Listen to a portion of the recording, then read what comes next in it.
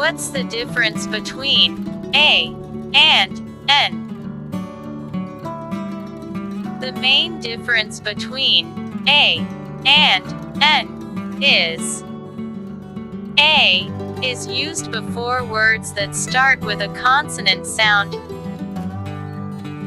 Example: a book,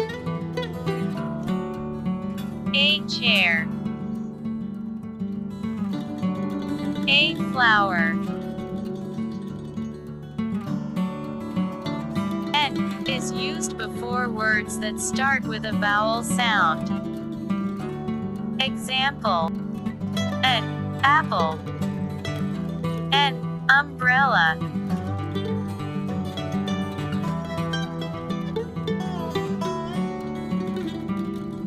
Remember, it's the sound that matters, not the actual letter.